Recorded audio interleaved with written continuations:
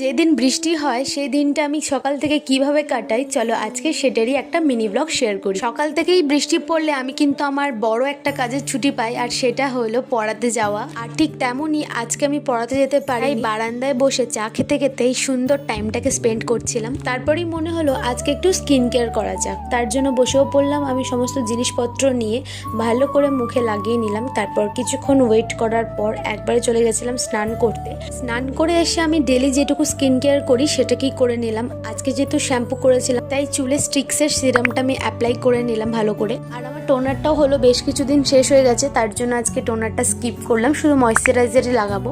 আর দিনের বেলায় আমি বাড়িতে থাকলে এই সেটাপিলের ময়শ্চারাইজারটা ইউজ করি। আর এদিকে এখনো কিন্তু বৃষ্টি থামার কোনো নামই নেই। তারপর আমি গেলাম আমার গিরিশোনাদের দর্শন করতে। তারা কিন্তু খুব সুন্দর করে সেজে বসেছিল, দেখে মন প্রাণ পুরো যেন জুড়িয়ে যাচ্ছে। আমি এখন দুপুরবেলার ভোগটা দেব। আজকে দুপুরের ভোগে ছিল দিল্লি থেকে আনা স্পেশাল হলদিরামের সোনপাপড়ি। আর তারপর সেরকম আমার কোনো কাজ ছিল না, তার জন্য একটু আঁকিউকি করতে বসে পড়েছিলাম। আর এটারও খুব তাড়াতাড়ি ভিডিও শেয়ার করব তোমাদের সাথে। তাহলে আজকের ব্লগটা এখানেই শেষ করলাম। যদি ব্লগটা ভালো লেগে থাকে অবশ্যই চ্যানেলটাকে সাবস্ক্রাইব করে পাশে থেকো। রাধে রাধে।